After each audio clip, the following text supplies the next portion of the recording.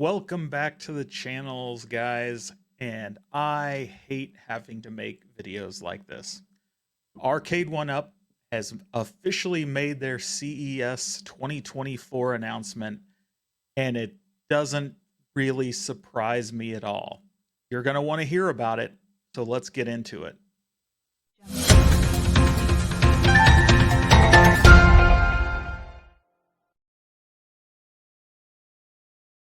All right, like I said, Arcade1up has officially announced their plans for CES 2024, and this news comes by way of Michael B, the Game Genie. As you may know, he works with Arcade1up on their YouTube show. He serves as an announcer or host for that show. He's not an employee of the company, but does help them out. And they let him know what was going to be happening at CES. It's something that every year people in the home arcade space love to talk about, love to speculate. It is Arcade1up's biggest event of the year. They always premiere new cabs there, whether that's um, their line of like X-Men, or when they announced their pro line with Killer Instinct, or whether it's the Casino Cade and the new deluxe cabs last year. It's always the big event for Arcade1up, and it's one they get a lot of publicity from. So expectations run high every single year. Um, as you know, we've talked quite a bit about the troubles that Arcade1up has been having. They had a lackluster year of releases with only 2 real new titles last year and a bunch of re-releases in the new deluxe form. We've talked about their apparent monetary issues that came by way of a rumor that has resulted in their leadership changes at the top and interim co-CEOs installed.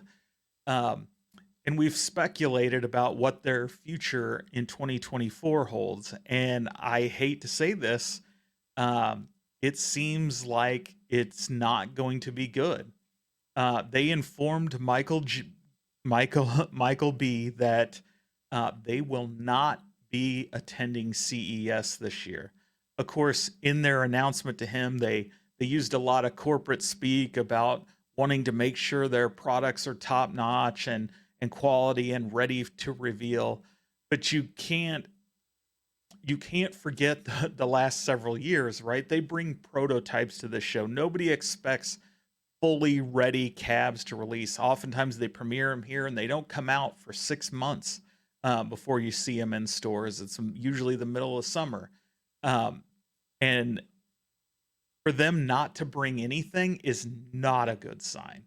Uh, quite honestly, I'm starting to wonder if they won't just have a year of essentially no releases. So I don't mean none at all.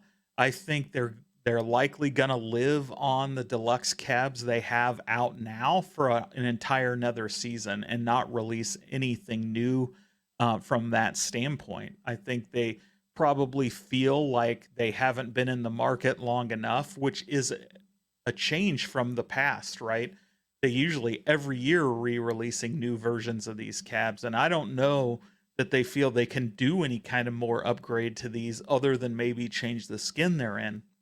And they've been criticized for that, not adding new titles and things like that. And so this, you have to question whether, hey, if you can't put a new skin on because it's going to be like the third iteration of the same release with the same games, maybe there's more behind going on behind the scenes than we realize, and they may be in uh, I hate to say it, maybe they're in bigger trouble than we think. Either that or their management is completely inept at this point. Um, like I said, I want to kind of reflect back here on how the company in the past has uh, treated CES, right? I mean, look, they get all kinds of press from their releases at CES. Every major tech blog, tech journal online, all covers their releases when they show up to CES.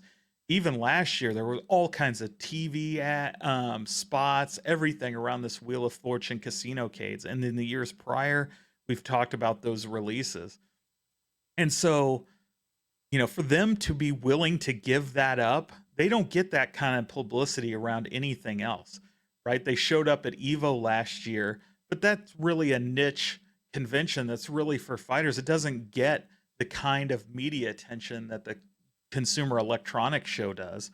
It makes you wonder. That show, really is about the retail side of the business, and if they don't have any new products to bring to retailers, there's not really a reason to go. So is that what's happening, right? Do they not have any new cabs for coming for next year? I mean, I'm sure we'll see some new ones, as I mentioned. I think we'll probably see one or two XL cabs, and we might see one or two additional new products that are pretty niche, right? Like Time Crisis was only sold through Shop Hippo, which isn't exactly a mainstream retailer, right? It's not like you can just walk into some stores and purchase Time Crisis.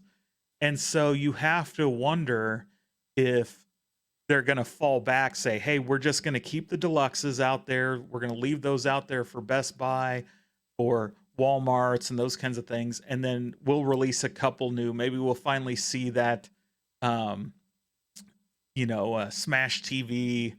They've been talking about for a year, rumored to be coming out through Shop Hippo, and maybe we'll see the Mortal Kombat XL through some exclusive deal with Costco or Sam's Club. But I think when it comes to mainstream retail, they likely are not releasing any new products for the year.